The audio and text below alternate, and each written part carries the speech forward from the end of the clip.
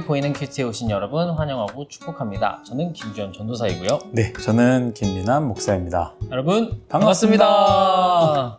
네, 목사님 한 주 동안 어떻게 지내셨나요? 한 주 동안 특별한 게 뭐가 있었죠? 기억이 안 나네요. 네, 뭐 바쁘셨던 것 네, 같은데 많이 바쁘셨던 새내기 친구들 만나고 맞아요, 네. 맞아요. 그랬네요. 생각해보니까 지난주에 제가 원기 매니저로서 원기랑 이곳저곳 다니고 위러브에도 갔었는데 간 이유는 이제 원기가 위러브와 함께 네. 콜라보로 이렇게 찬양을 함께 부르는 시간이 있어서 함께 찬양도 하고 또 원기랑 같이 네. 방탈출도 한번 와우. 다녀오고 그래서 굉장히 피곤했다? 네, 재미있었습니다. 굉장히 재미있었고 네. 유익한 시간이었습니다. 네, 너무 좋네요. 네. 이제 곧 온가족 새벽 예배가 내일 그렇죠. 내일부터 이제 온가족 새벽 예배가 시작됩니다. 그래서 고민이에요. 큐티를 멈춰야 될지 말아야 될지. 왜냐면 네. 이게 바로 시작이어가지고 네. 조금 고민이긴 한데 하면 좋을 것 같고 또 온가족 새벽 예배에 집중하기 위해서 잠깐 쉬는 것도 좋을 것 같고 네. 그래서 생각 중이긴 한데 그래도 기도해보고 결정하도록 하겠습니다. 알겠습니다. 혹시 올라오면 이제 하면 되는 거고요. 네. 안 올라오면 온가족 새벽 예배에 집중하는구나 라고 생각하면 좋지 않을까 네. 생각됩니다. 너무 좋습니다. 네, 이제 말씀을 함께 보도록 하겠습니다. 말씀해 주셨듯이 오늘은 사도행전의 큐티가 이제 시작이 되는 날인데 맞아요. 사도들이 예수님을 위해 살았던 삶을 보고 배우면서 우리도 성령의 사람으로 복음의 사람으로 거듭나는 시간이 되기를 기대해 봅니다. 오늘 네. 말씀은 사도행전 1장 1절에서 14절의 말씀이고요. 저희가 함께 볼 말씀은 8절 한 절의 말씀입니다. 네, 8절 읽도록 하겠습니다. 오직 성령이 너에게 임하시면 너희가 권능을 받고 예루살렘과 온 유대와 사마리아와 땅끝까지 이르러 내 증인이 되리라 하시니라. 아멘. 네, 우리 함께 나누겠지만 이제 큐티 책이 새롭게 바뀔 때가 사실 굉장히 네. 도전의 시간이고 다시 한번 해볼까? 이렇게 마음을 다잡는 시간이 될 수 있을 것 같아요. 네. 우리가 수련회 이후 새로운 책으로 처음 시작하니까 혹시 큐티에 여태까지 동참하지 못했거나 혹은 중간에 포기하신 분들이 있다면 처음부터 함께 같이 잘 나아가면 어떨까? 그리고 이렇게 큐티 하다 보면 나도 어느 순간 모르게 한 책을 다 읽게 되고 끝내게 되거든요. 그리고 한 책에 대해서도 잘 알게 되는 시간이 되니까 유익한 시간이 될 거다라는 생각을 하고 여러분들이 좀 동참했으면 좋겠습니다. 저는 좀 간단하게 개관 혹은 좀 이제 중요한 부분을 좀 나누면 좋을 것 같은데요. 네. 일단 저자는 바울의 동역자이고 의사였던 누가가 썼습니다. 우리가 잘 아는 것처럼 누가복음을 쓴 사람이 이 사도행전도 썼다라는 것이죠. 그래서 신약 성경을 보면은 사도 바울이 굉장히 많은 부분을 썼지만 사도 바울이 썼던 것을 다 합쳐도 누가가 쓴 양에 비하면 적습니다. 누가가 훨씬 더 누가복음과 사도행전 양이 어마어마하고 방대하거든요. 그만큼 신약 성경에 굉장히 중요한 인물이고 영향력 있는 사람이다라는 것이죠. 그리고 누가복음 때 큐티를 혹시 기억하시는지 모르겠지만 이 수신자가 데오빌로 가카예요. 근데 이 데오빌로 가카에 대한 얘기들이 굉장히 많습니다. 실제 있었던 사람인지 아니면 그 당시 때의 이방인들을 향한 대표성을 가진 사람의 이름인 건지 모르겠지만 어쨌든 중요한 것은 이방인이었고 이방인으로서 살아가는 이 말씀 읽는 우리에게도 사실 굉장히 중요한 말씀인 거죠. 그래서 우린 유대인도 아니고 그렇죠? 이스라엘 사람도 아니고 그쵸. 그럼에도 불구하고 왜 우리가 우리나라의 종교 아닌 기독교에 어떻게 보면 요거에 대한 질문이 여기서 또 대답해 줄 수 있다라는 생각이 들어서 여러분들 꼭 읽어보시면 좋을 것 같습니다. 또 누가복음과 이 사도행전은 같은 사람이 썼기 때문에 짝을 이루면서 굉장히 같은 분위기로 쭉 이어져 갑니다. 그래서 누가복음은 예수님의 사역으로 쭉 시작되는 거죠. 예수님의 탄생부터 시작해서 예수님의 십자가, 죽음, 부활, 까지 이루어지고요. 사도행전은 이제 성령님께서 어떻게 행하시는지 쭉 이어져 가는 이야기로 우리가 볼 수 있고요. 그 다음에 내용과 인물로 좀 나눠 본다면 앞부분은 이제 베드로의 이야기로 시작이 됐다가 중반 부분부터는 사도 바울의 이야기로 좀 더 진행이 되어진다라는 것도 우리가 좀 기억하면 좋을 것 같습니다.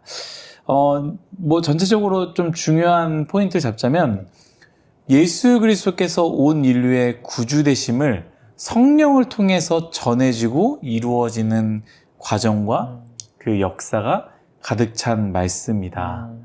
사도들이 그 복음들을 가지고 성령을 받아 전파하고 교회를 세워가는 그 이야기가 바로 사도행전이다라는 것을 우리가 생각하면서 보면 좋을 것 같아요. 그래서 사도행전을 잘 알잖아요. 맨 마지막 장에 끝맺음이 없잖아요. 왜? 우리가 그 다음 장을 써 나아가는 사도가 되어라. 성령을 받은 우리가 사도가 되어서 그 사도행전들이 계속적으로 이루어질 수 있도록 이렇게 이야기하는 사람도 있지 않습니까? 그래서 그 말씀 우리가 한번 쭉 읽어가면서 그 부분을 또 생각하면 좋을 것 같습니다. 마지막으로는 이제 구약 성경의 토라, 창세기, 출애굽기, 레위기, 민수기, 신명기의 그 가장 중요한 율법이죠.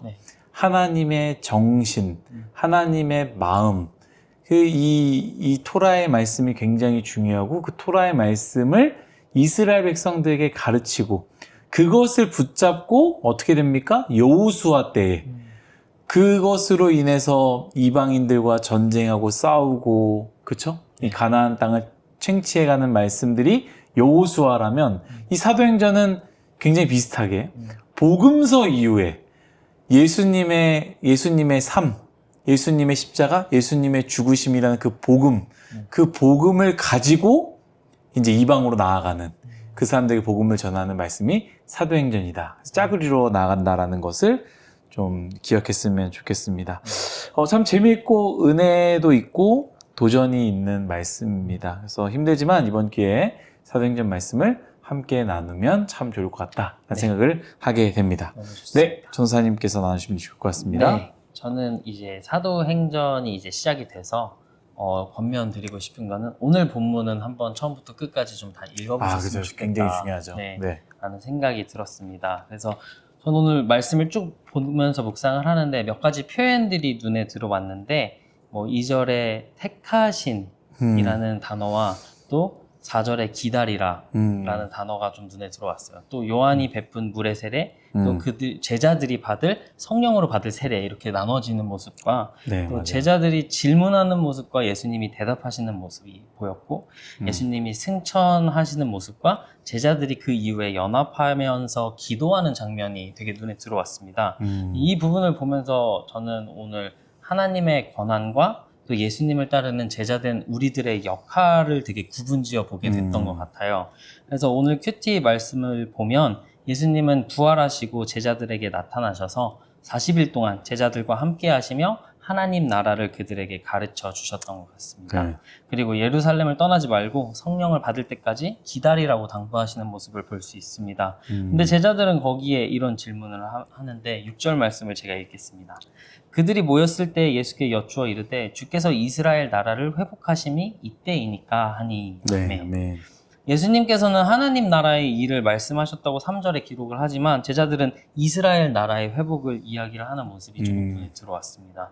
그리고 그 질문에 예수님께서는 조금 단호하게 대답하시는 모습을 저희가 봤는데 7절, 8절 말씀 제가 읽도록 하겠습니다.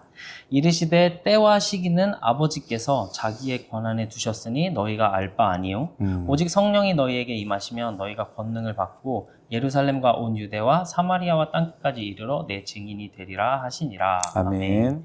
네, 우리도 때로는 제자들과 조금 비슷한 질문들을 할 때가 있지 않을까 좀 생각을 해봅니다. 하나님 언제입니까? 하나님 언제까지입니까? 이런 질문들을 하면서 시작과 끝, 시기와 때에 대한 기도를 종종 하곤 하는 것 같습니다. 오늘 말씀을 통하여서 우리에게 응답하시는 예수님의 음성을 한번 들어보았으면 좋겠다라는 생각이 들었습니다.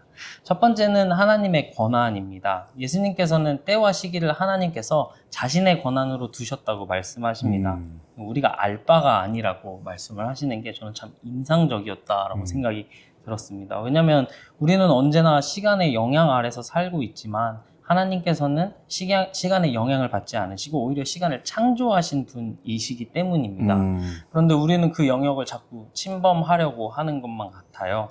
부디 우리에게 하나님의 영역을 인정하고 겸손히 하나님의 때와 시기를 기다리며 하나님을 향한 믿음을 키워가는 우리 모두가 되었으면 좋겠다라는 생각이 들었습니다. 네. 두 번째로는 성령님의 권능인데요. 오늘 본문 말씀에 예수님은 성령님을 이렇게 표현하십니다. 하나님께서 약속하신 분, 세례를 자기 자신으로 베푸실 분, 우리에게 임하시고 권능을 주실 분 이렇게 표현을 하십니다. 이 표현은 구약 성경에서도 꽤나 자주 등장했던 걸로 기억을 합니다. 얼마 전 우리가 함께 봤던 사사기에서도 여호와의 영이 임하여 하나님의 역사에 참여한 사사들의 모습을 좀 많이 보았던 것 같아요. 그래서 예수님께서 오늘 본문에서 성령이 임한 사람이 어떤지를 말씀해 주시는데 그 사람은 성령님의 권능을 받아서 예루살렘과 온 유대와 사마리아와 땅끝까지 이르러 예수님의 증인이 될 것이라고 합니다. 하나님께서는 성령님을 우리에게 약속해 주셨습니다. 성령님께서는 자신을 친히 연약한 우리에게 쏟으시고 우리와 함께 하시며 우리를 위로하시고 우리의 힘이 되어 주신다고 하십니다. 부디 그 힘입는 우리의 하루가 되기를 격려합니다. 이제 마지막으로 우리의 역할입니다. 우리에게는 예루살렘과 온 유대와 사마리아와 땅끝까지 이르러 예수님의 증인이 되어야 할 역할이 존재합니다. 잘 보면 이 순서는 많은 목사님들이 얘기를 하시지만 내가 있는 영역에서부터 점차 확장되어 간다라고 하더라고요. 그래서 이걸 좀 쉽게 바꿔서 오직 성령이 너희에게 임하시면 너희가 권능을 받고 하남시와 온 대한민국과 북한 땅과 땅끝까지 이르러 내 증인이 되리라 이렇게 표현할 수 있지 않을까라는 생각이 들었습니다. 복음은 확장되어야 합니다. 그런데 우리를 통해서 확장되었으면 좋겠습니다. 이 복음은 예수님의 사랑이 깃든 복된 소식입니다.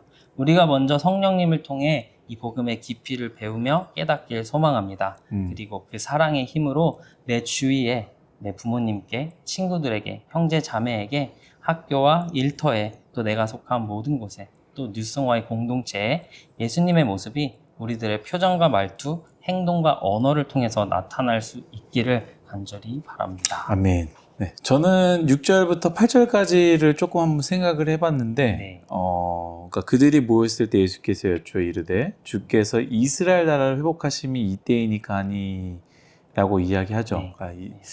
그러니까 지금 우리가 살아가고 있는 이스라엘의 이 어려움들, 네. 뭐 로마가 지배하고 있고 아마 이제 이런 부분들이 회복하는 그때, 그러니까 곧 하나님의 나라, 네. 예수님께서 왕 되신 그 나라, 예수님께서 가르쳐 주셨던 그 나라가 네. 지금입니까? 라고 아마 얘기하는 것 같아요. 네. 왜냐면 그럴 만도 한 게 죽으셨던 분이 부활하셔서 부활하신 분이 얘기를 하고 있으니까 예수님의 말씀들이 이제서야 좀 이해가 되는 것이죠. 예수님의 말씀하셨던 그 하나님의 나라가 네. 이제입니까? 라고 얘기했을 때 이제 예수님은 오히려 이렇게 얘기하는 거죠. 너희가 알 바 아니다. 라고 말하면서 저는 이제 그런 생각을 했어요. 그럼 그 하나님의 나라, 예수님께서 말하시는 그 하나님의 나라는 지금을 얘기하는 게 아닐까. 그리고 8절에서 보면은 오직 성령이 너에게 임하시며 너의 권능을 받고 예루살렘과 온 유대와 사마리아와 땅까지 이르러 내 증인이 되리라 말씀했던 것처럼 이 하나님의 나라는 어떤 특정한 장소가 아니라 지금 내가 서 있는 이 땅에서부터 시작되는 게 아닐까. 그러니까 하나님의 나라가 어느 때, 네. 어느 장소가 아니라 하나님의 나라는 지금 내가 서 있는 이곳, 내가 지금 살아가고 있는 그 오늘이 하나님의 나라다라는 것을 좀 한번 생각을 해보게 되었습니다. 우리는 많은 허상을 하잖아요. 꿈을 꾸잖아요. 네. 와, 어느 때에 뭐 어떻게 되겠나, 하나님 영광 뭐 쭉쭉 얘기하지만 정말로 이제 예수님께서 말하는 그때가 아니라 지금 너가 하나님을 바라보며 살아가는 것. 그래서 하나님은 늘 얘기 안 하시는 것 같아요. 어느 때에, 어느 장소. 만약에 우리가 살아가면서 하나님의 나라라는 그 장소와 때가 명확하다면 우리는 지금 어떻게 살아갈까? 그렇죠? 한 달 뒤에 중요하게 해야 되는 거 있으면 우리는 22일은 놀잖아요. 25일은 놀다가 5일 남겨놓고 어떡하지? 내일 해보자. 어떡하지? 내일 해보자다. 전날 하는 게 우리 인생 아닙니다. 이런 것처럼 만약에 하나님 나라가 어느 때에 어느 장소로 간다면 우리의 삶이 뻔하다라는 것이죠. 이스라엘 백성들이 가장 타락하지 않았을 때, 가장 경건했을 때가 언제이냐? 아이러니하게 광야의 때입니다. 광야의 때는요, 때가 없어요. 그리고 어디로 가야 되는지도 없습니다. 구름 기둥이 가면 가고 멈추면 멈추는, 가는 곳이 가는 길이고요, 멈추는 곳이 그곳이 하나님과 함께하는 곳이다 라는 것이죠. 그래서 우리가 하나님의 나라를 너무 저 멀리 죽었을 때 어느 곳에 어느 곳으로 가는 게 아니라 내가 주어진 나의 삶, 눈 떴네? 나에게 오늘 하나님께 생명을 주셨구나. 이제 하나님을 바라보면서 하나님께서 주시는 그 하루의 삶을 아주 가치 있게 살아가고 발버둥 치며 내가 있는 가정, 학교, 회사 여기서부터 하나님의 복음을 전하는 하나님 나라가 이제 시작되어지는 저와 여러분 모두가 되었으면 좋겠습니다. 네. 감사합니다. 네, 기도하고 마치도록 할까요? 감사합니다. 네, 하나님 감사합니다. 모든 것이 다 하나님의 은혜임을 고백합니다. 하나님, 우리 사도행전 이제 새롭게 시작됩니다. 힘들고 어렵다 할지라도 하나님 말씀을 붙잡고 하나님 말씀으로 하루하루를 시작해 나갈 수 있는 우리 모두가 되게 하여 주옵소서. 아멘. 감사합니다. 예수님의 이름으로 기도했습니다. 아멘. 네, 여러분 나태해지기 쉽고 지치기 쉬운 월요일입니다. 하지만 힘을 내셔야 합니다. 네, 그리고 새 학기가 또 시작됐고, 시작되었습니다. 그렇죠. 새로운 발걸음으로 여러분들 힘내시고 살아내시기를 예수님으로 축복합니다. 여러분 화이팅입니다. 화이팅!